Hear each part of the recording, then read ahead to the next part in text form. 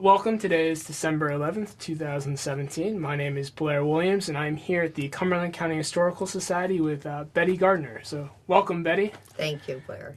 So, first off, I'll just ask a question about sort of how did your family come to Cumberland County? I came with my husband. Okay. He was a long history, but he was a graduate of Lehigh University, and his a couple of his professors taught a computer class back in the early 50s. And they also were contacted by Maslin, C.H. Maslin Incorporation, who wanted to put in a computer to help them with their carpet making. And they did. And when my husband, Bud, graduated from college, Maslin offered him a job to run their computers because he had taken classes with these professors and knew about the computers that Maslin was putting in.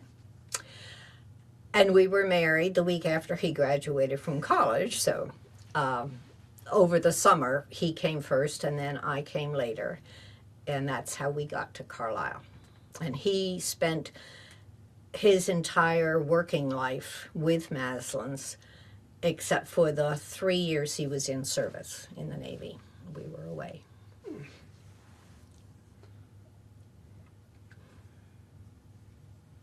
So, you mentioned that Bud worked Yes. at Maslin's. Did you also work, or? Yes, as you know, Carlisle is a small town, and by the middle of August, I had cleaned our small apartment. We lived in Mrs. Kitzmiller's apartments. Okay. And somebody at the office talked to Bud and said, you know, South Middleton is looking for a math teacher, and here it is August already. I understand your wife studied to be a math teacher. And so I went out and interviewed and was hired, and so I taught the year 56 to 57, September 56 to June of 57, teaching high school math with South Middleton. So yes, I worked that first year. Okay. And how long were you working at? Well, I worked there for the year, but he went in service in January into the Navy and was stationed in Norfolk after his OCS training. So in June, when the school year finished, I went to Norfolk and joined him there. We came back in 1960, and he resumed his job at Maslin. At that point, we had 2 children, 3 years later. And so I stayed home with them, and when our third daughter was of toddler age, whatever, a neighbor volunteered to keep her, and I substituted at South Middleton off and on for the next 10 years. When you came back after Bud's military service, did you move back into Mrs. Kitzmiller's apartments? No. We had come back probably once a year or so, the 3 years we were away, and so had looked at houses, and we bought a house out at Pine Road Heights, right behind the Rice Elementary School on McLean. So we moved into a house then, and then after 4 years, we built a house in Pine Road Heights, way up in the back, what was then the back corner at the dead end street up top.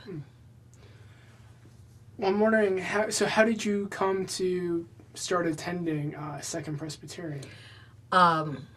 Well, basically, we were Presbyterians. I'd been a Presbyterian since I was a teenager, and we were married in a Presbyterian church. So that was the logical thing to look at, and it turned out his boss, Bill Maslin, was a member of Second Pres. No, yeah. So we attended there and liked the people. The pastor was Charlie Davis at that point, and when we were at Mrs. Kitzmiller's, he just lived right down the street on Parker Street where the manse for the Presbyterian pastor was. So we got to know him and liked him. And so we were very comfortable. When we came back in 1960, we immediately started going to church there. And in January of 1962, we actually joined the church, became members. What was the church on Hanover Street like? It was the church building was interesting. It was old, obviously. The one thing I remember particularly about it was it had no hallways. Every room opened into another room. So to get to the nursery, for example, you had to go in the side door, which was then the offices and whatnot, and you walked into the parlor, and from the parlor you walked into the nursery. A bride to be married had to go outside to the sidewalk to walk into the rear of the church. There was no center aisle, and so you went down one side and went back up the other side if you were the bride. The kitchen was upstairs, which wasn't very convenient for dinners. Obviously, there were older people who couldn't climb stairs. We didn't have an elevator. But the church body, the people, were so friendly and inclusive. I guess as in most churches, as I'm discovering, most of the steady members are usually the older people. And they were very welcoming to us as a young couple with young children. We felt very included. I sang in the choir. We were part of a little play that they put on when we were, I'm not even sure we were yet members.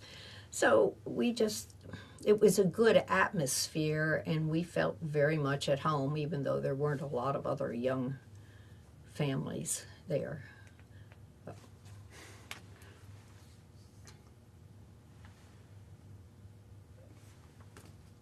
I'm wondering, sort of, you mentioned that the congregation was a little bit older.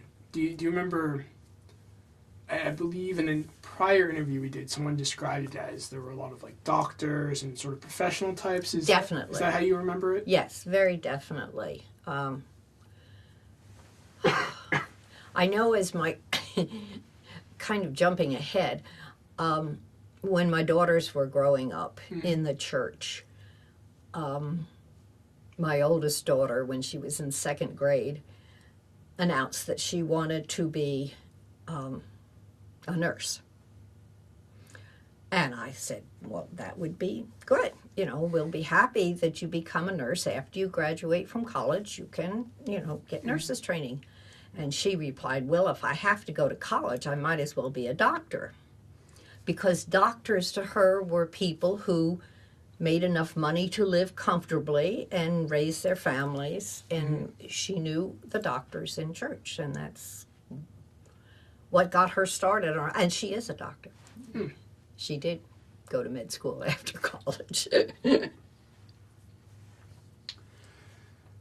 So you mentioned that your family was sort of welcomed Yes. In the early 60s. Sort of, what role did the church play in your family's sort of daily social life? Very definitely, the church was the center of our friendships. We did have a group of people who lived in the neighborhood and Mount Holly. We played cards with them once a month or so and had dinners.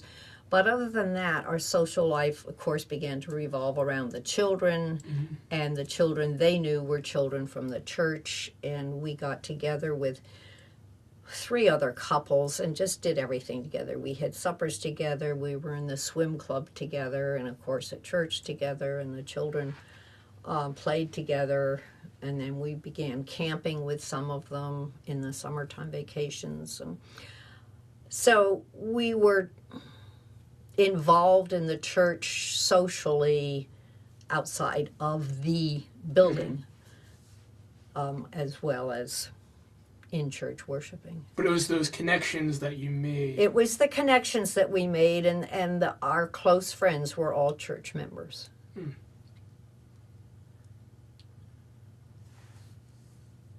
I'm wondering, sort of, after you joined, did you notice more families of your age joining as well? Yes, Or? yes, there seemed to be. The Sunday school was Mhm. was growing. And there seemed to be a lot of children the same ages as our children.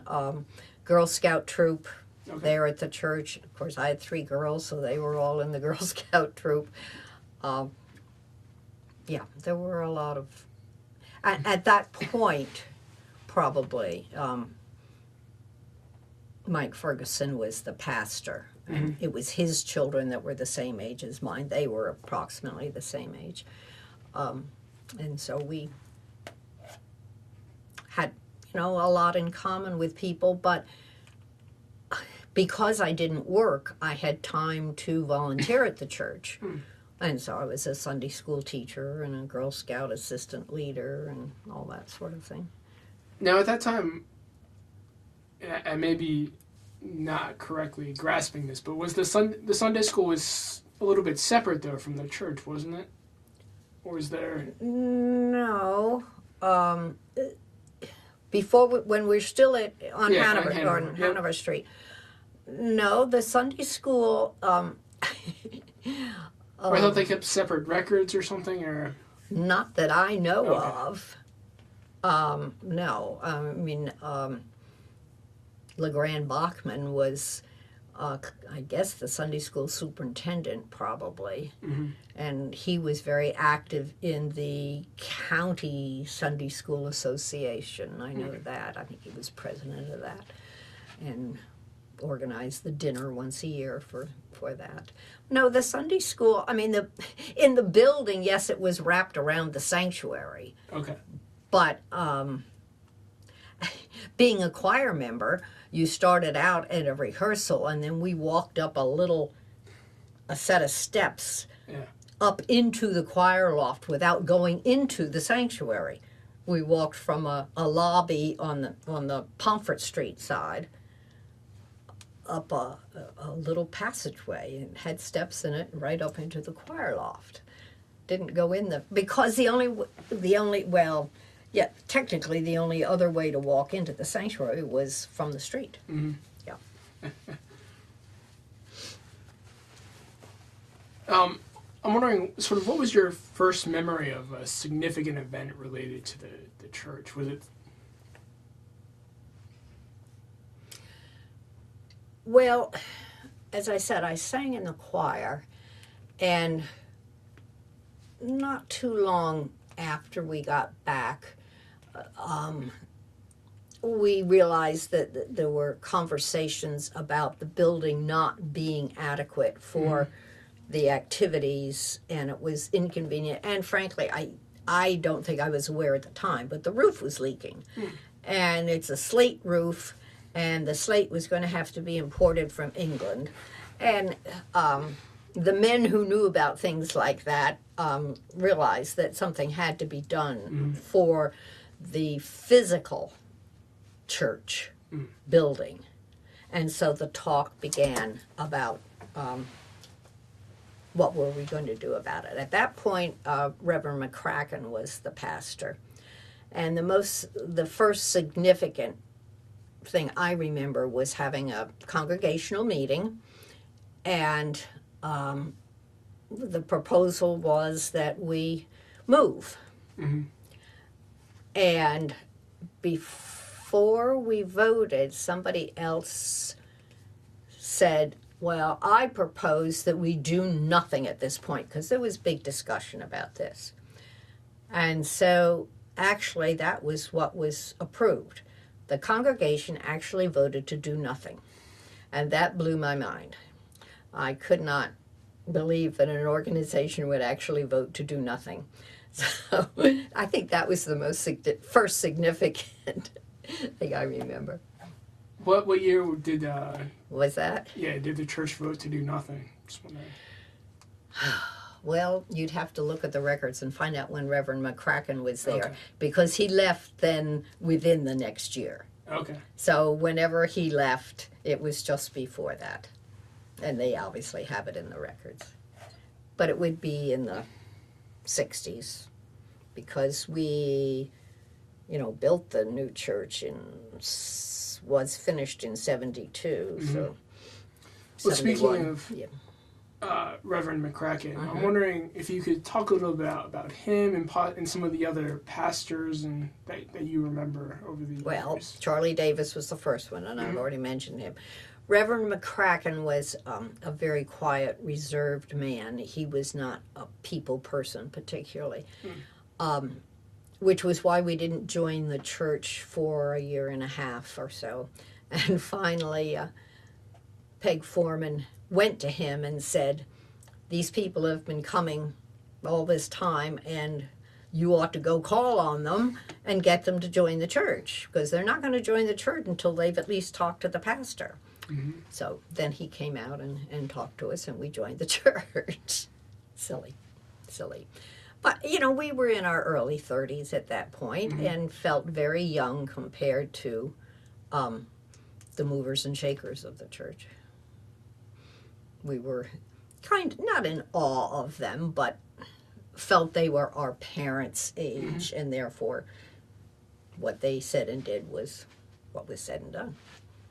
So then, to continue with that, the next significant thing was after Dr. McCracken left, and we just had a series of interims that the presbytery provided.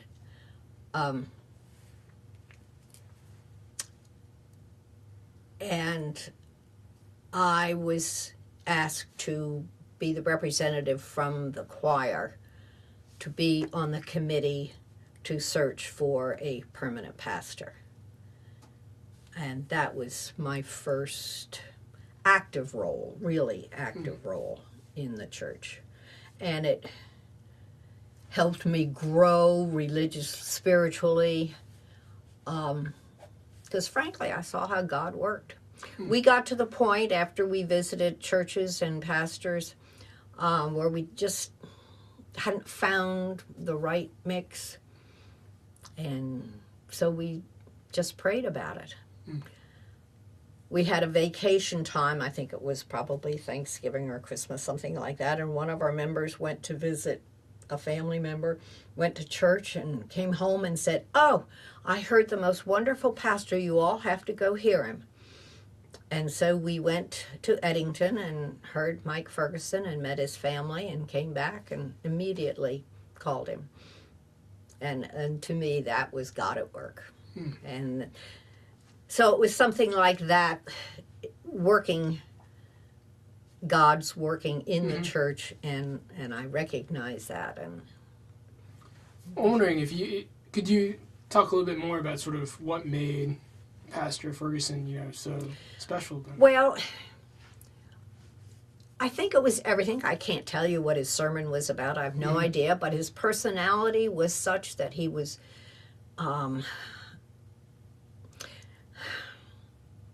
he felt like one of you. He was interested in you, the people. His family, his wife, his in-laws, her twin sister and brother-in-law, we met all the first day. They invited us back to the manse and served us coffee and made us feel very welcoming. And he only had the oldest daughter was, so they had 3 children at that point, and of course they were the same ages as mine. So, but he was just so down to earth and willing to listen to us, and I don't know, it fit. God made it fit, and as it turned out, that was absolutely true. I mean, he was here 40 years or so. Yeah. I'm wondering what type of speaker was he when he was giving a sermon? He was not pompous or pontificating or anything like that. He just talked to you, but he explained the Bible. Of course, one of the things I loved was soon after he got there, he found this, what do I want to call it? Well, it was the Bethel Bible series. It was a study, a Bible study, starting with Genesis and going all the way through to Revelations. And I guess because I'm interested in studying and education, I guess I was impressed, or I certainly agreed with what he was doing. He actually interviewed people to study to be the teachers. And so we had a teacher's class for 2 years. And there were, I don't know, 10 or 11, 12 of us that got together once a week. And we went through this whole course for 2 years.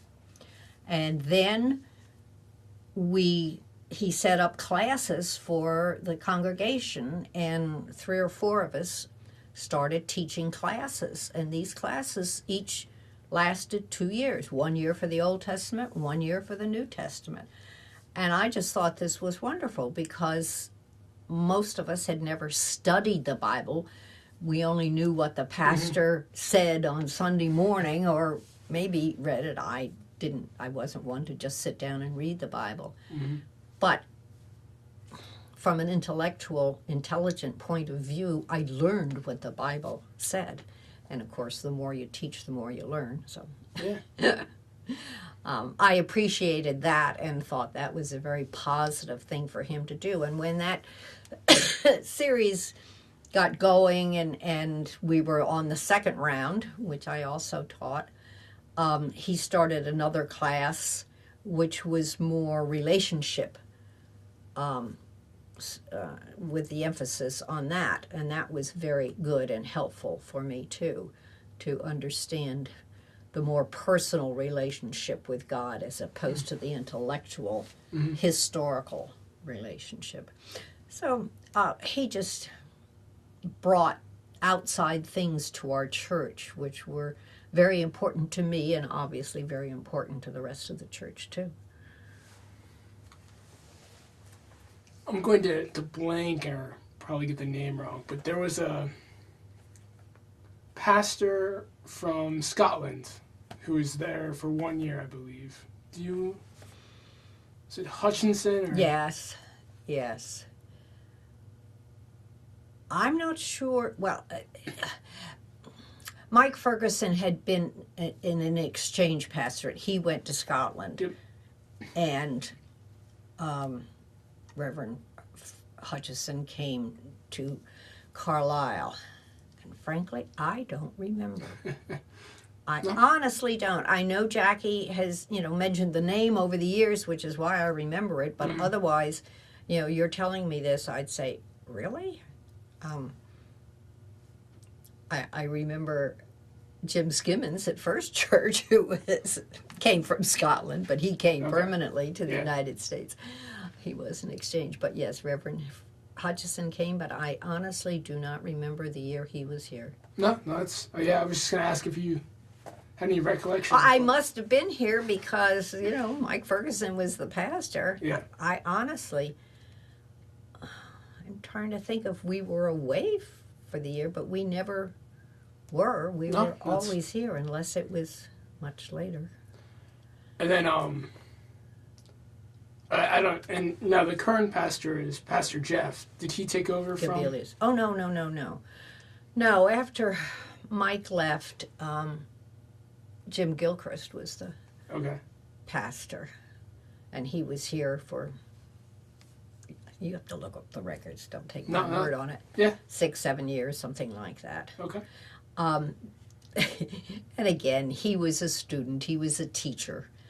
And I loved his Bible classes and his explanations and his leading of them. One of the things I liked about Jim Gilchrist was he started a Thursday morning Bible study with his staff because he said, well, we pray together, but we ought to read the Bible together too.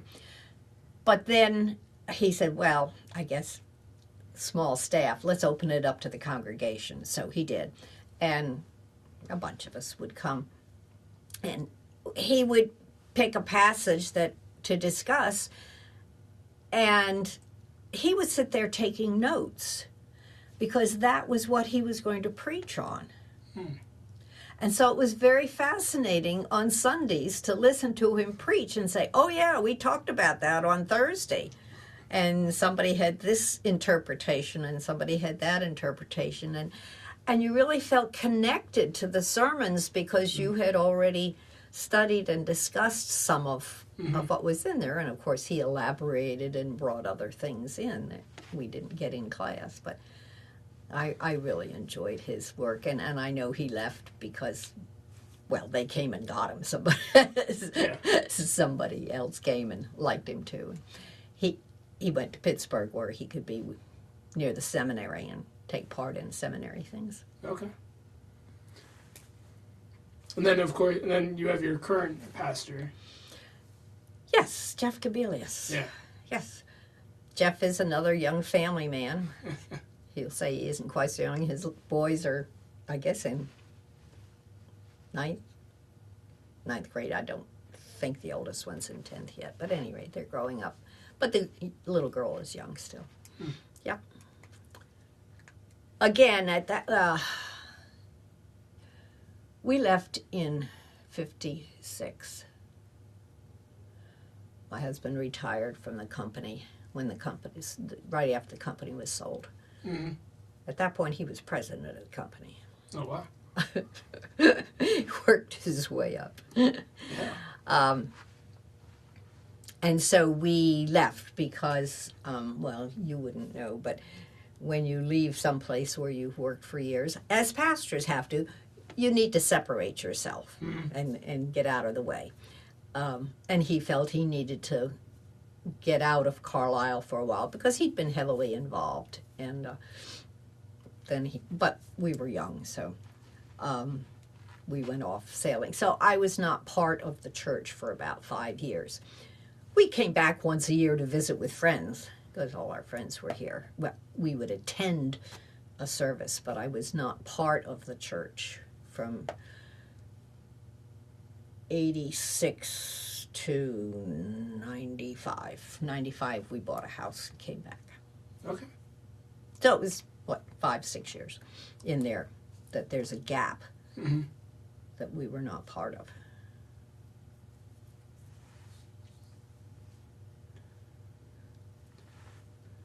You mentioned that you were on you shortly after you came to Carlisle and sort of, I don't know if you were a member at that point or not, but that you joined the choir. I'm wondering if you could talk a little bit about the choir and sort of your experiences. Well, Marietta Beitzel, and I dredged that name up because of this interview, was the choir director and organist. She directed from the organ because it was facing the choir. We sang all the conventional anthems. It was a good choir. The Wanners were members of the choir. Who else? I remember Jim Humer was, Sylvia Rembo, all kinds of interesting people. Members of the choir, there were probably 15 of us or more. Typical church choir, came and sang. None of us were trained musicians necessarily, but most of us had sung, all the way through school and continued singing in choir.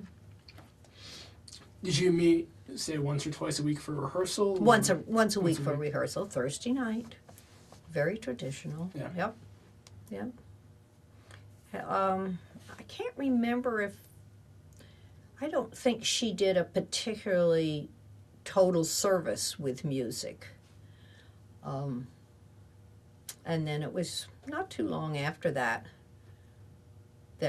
then the new church was built, and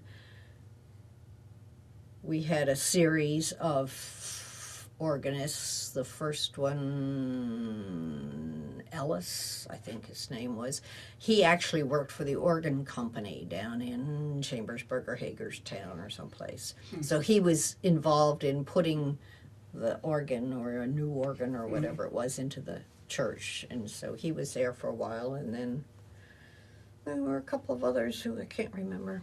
You have to read the history. It's all it's all. Well, I'm wondering, so you mentioned that you served on the committee that Built the church. Hired Mike. And that was because you were selected from the choir. Yes. Was that the same reason that you were on the That I was church committee? on the church committee? I don't think so.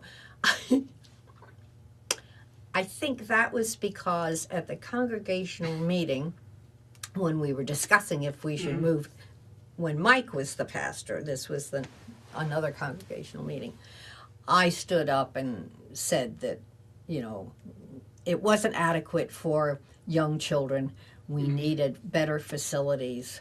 And I wanted my 3 girls to have a place to grow up and worship in and be married in and that sort of thing. And they couldn't get it in that building, and we needed to move. And so, and they did want a range of people on the committee because they wanted the new building to satisfy the needs of all the age groups, different interests.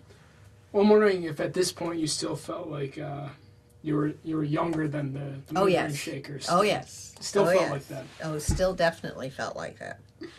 Yes. Yeah.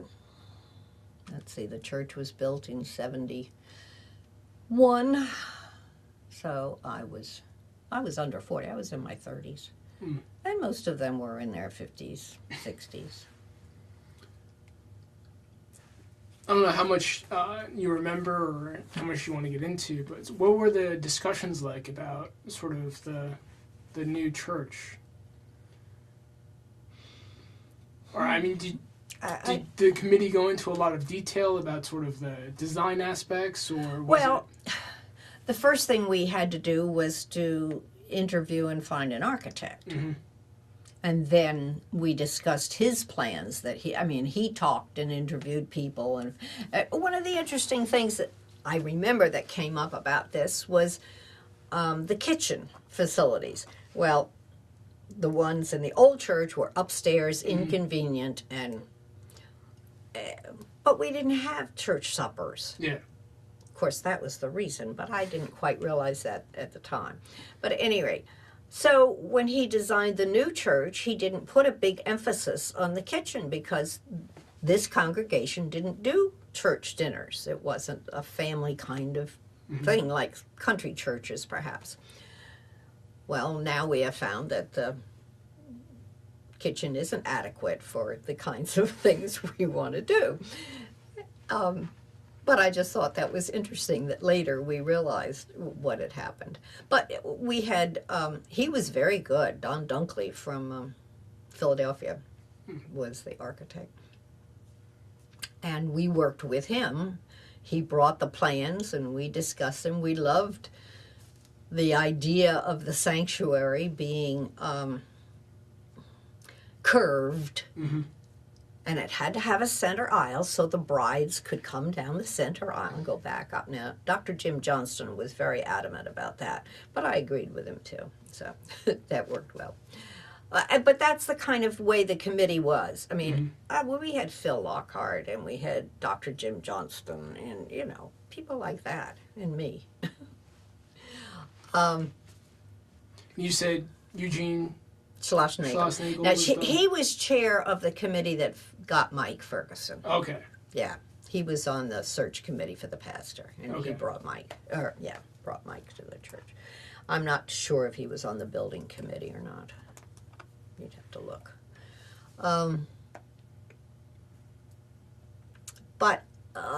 And the land was donated. I had nothing to do with that. Now, my husband probably did because he was a trustee, and so they were the ones that dealt with buying the land and that sort of thing. Between the two of us, we turned out to be rather active. It sounds it, yeah.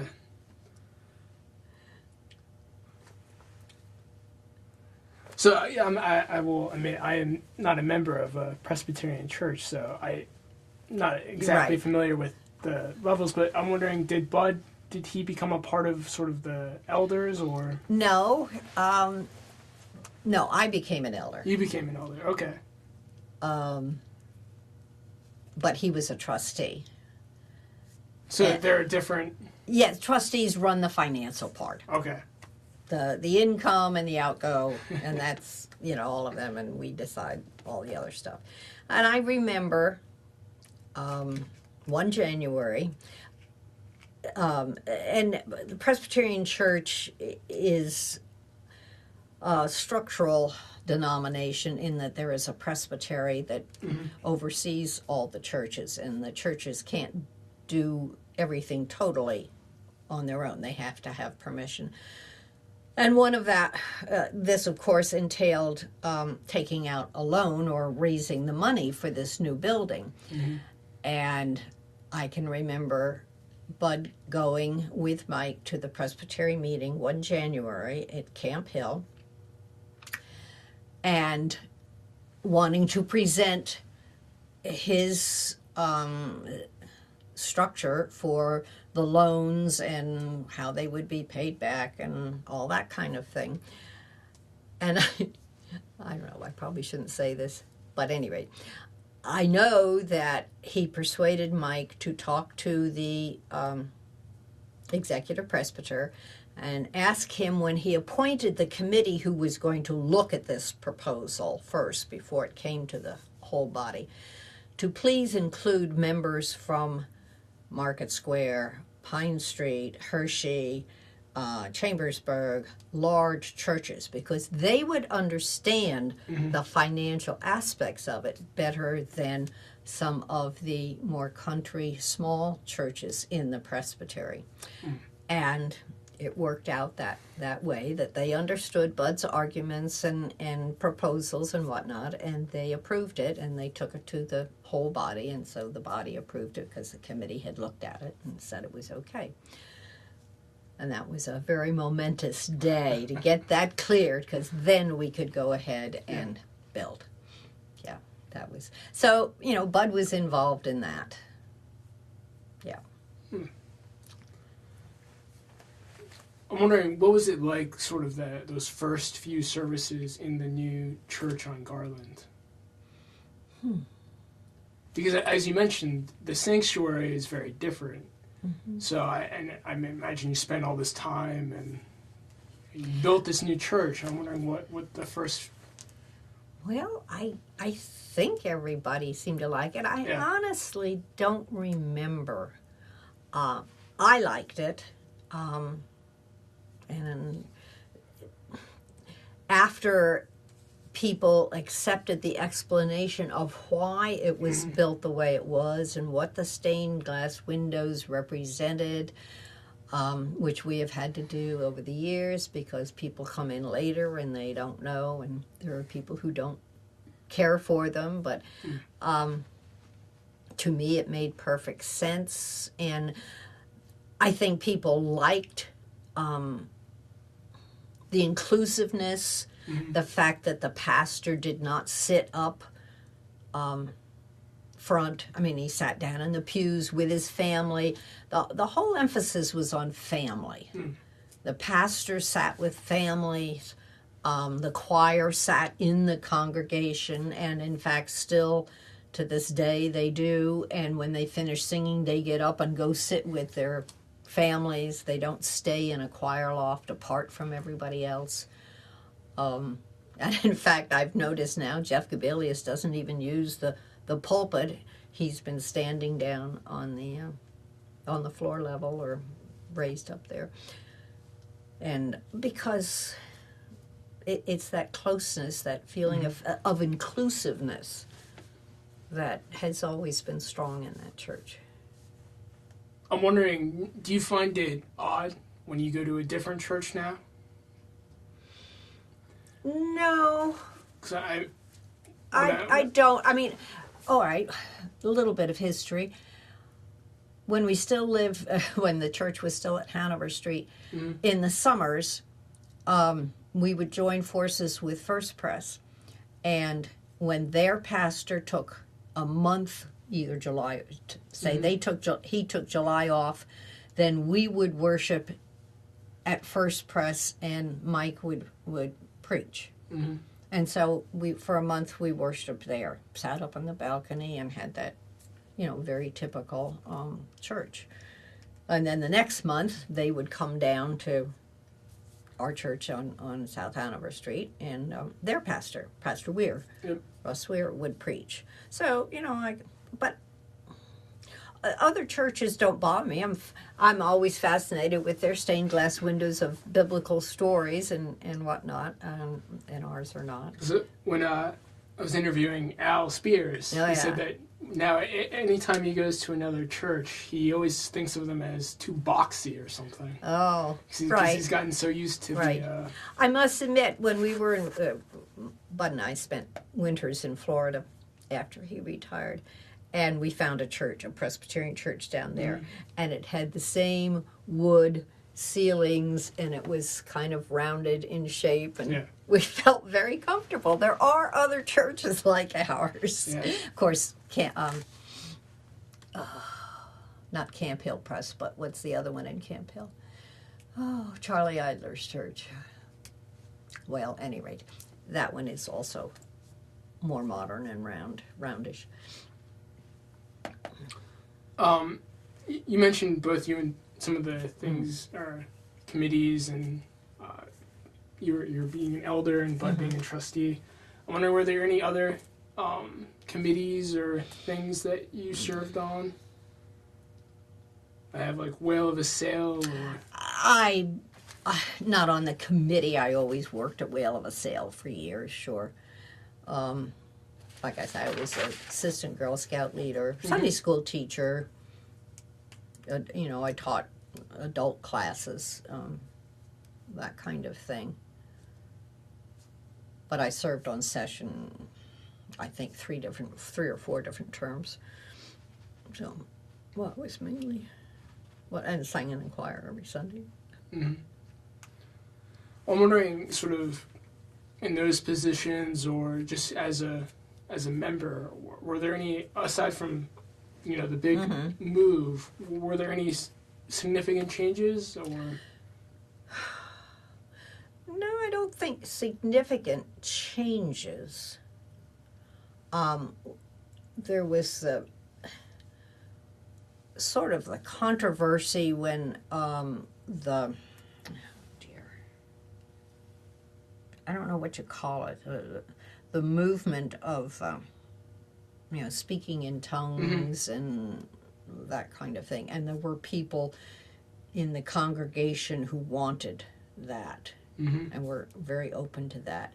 And Mike very carefully counseled with them and whatnot, and said, that's not the way the Presbyterians do it. It's not the way we do it. And if that's what you need, then bless you and find a church that will do it. So there was tension there and mixed feelings and whatnot, but he handled it very well.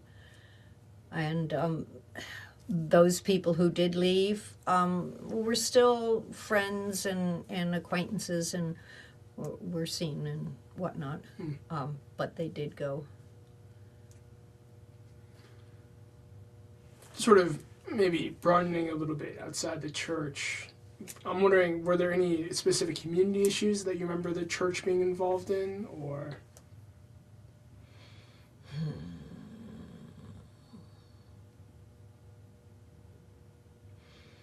No, I don't, not as a church. Members. The church itself did not do much, but as Dick Warner explained, psychology professor, the whole emphasis was encouraging church members to become active in the community. Okay. And so Samaritan Fellowship, the church always supported Samaritan Fellowship, and members have always been on the board of Samaritan Fellowship. Opportunity Homes, again, the church sponsored or, helped with donations and whatnot, and encouraged people to be part of it. The same with the industrial swimming pool or the community swimming pool. They really encouraged all of us to be active. I was on a committee, and we met at the church. We started a preschool at our church for downtown local people in the area before we moved. And then when we moved, well, the preschool moved, but of course it wasn't serving the same people. But at that point, the Carlisle Community Preschool was formed outside the church, and they went to the Bethesda Mission first, and then to when the Catholic Church was built and moved out to Marsh Drive, they bought the education building of the Catholic Church, and I think it's still there, the nursery school, as far as I know. But we were the origins of it as a church, actually. Yeah. You mentioned that when you were serving on the committee that ended up hiring Pastor Ferguson, that was the first time you really felt like God sort of, I guess, played or really showed you that. I saw it. I saw God's hand in that, yes. Oh, and I'm wondering, was there a time sort of after that sort of your faith played a significant role in your life? Oh, yes. Oh, yes. Oh, I know. I also got to represent the presbytery at General Assembly, which is our national meeting, which is an honor. Not too many people get to do that. And I saw that happen there, that there was disagreement and discord, and we weren't getting anywhere. And somebody, I think from our presbytery, stood up and said to the chairman, I think we need to pray about this. Mm-hmm. And we did. And then we went back to it, and the discussion was calm and quiet and resolved. And I was like in awe. I really was. So that was a church moment that I distinctly remember.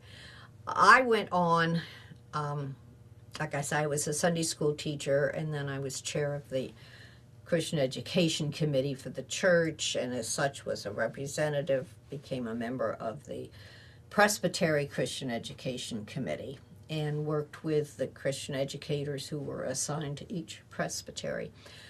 And so I got involved in what we called Synod School, which was a family open to everybody. We ran, well, it was for a week, but they ran 2 different sessions. Held at Wilson College every summer, and I taught there, and then it moved to Gettysburg, and I taught there. And then at some point I became chair of the Synod Education Committee and got to sit on Synod Council meetings with Dr. Rush and other people. So, the church just played a very important role in my life. It's literally what I did. And then when my girls were teenagers, I had been substituting at South Middleton all these years. And I finally got disgusted with teenagers and decided I had enough trouble with my own 3, which I really didn't. And I didn't want to take on the problems of other people's teenagers, so I quit doing that. And then I was asked to be the Christian educator at First Church here in Carlisle. Mm-hmm. And that was when Reverend Kellaway was here. So I did that for 2 years, and then he left, and I realized the church really didn't need a church educator. He was trying to initiate it, and they eventually got another one. But Camp Hill at that point needed a church educator. So I went over there, and I was the church educator for 4 years over there. So all this background at Second Church prepared me to do all these other things with the church. So Also, ended on a little bit of a broader question. I mean, you've discussed it throughout, the course of our discussion, but I'm wondering, like, how have you seen, I guess, both Second Pres and sort of the community change since you first came? Well, I think the biggest change is the fact that most women, mothers, have jobs. So they are not free to volunteer their time and to be active in churches. The sports world has crept into Sundays and during the week, and so the kids are not free to be at church. Mm-hmm. They are concentrating their friendships and their activities in sports. I think those are the biggest changes, so that the church is changing with the culture. The culture has changed. Church is not the focus of the life outside your household as it was when we first started. And it's, it's very obvious our Sunday school is not as large as it was. And the young women in their 30s and 40s don't have the time to spend at church with church activities because they're working and raising families and running households. And I always ask this just because oftentimes, I just miss things. So is there anything I should have asked or that you want to mention before? No. All right. Well, thank you so much for taking the time to come in this morning and to talk about sort of the history of Second Pres with me. It's kind of fun to talk about these things with somebody. My husband died 5 years ago, and so I kind of have to hold on to the memories. Yeah. Well, thank you so much again for coming in. You're very welcome.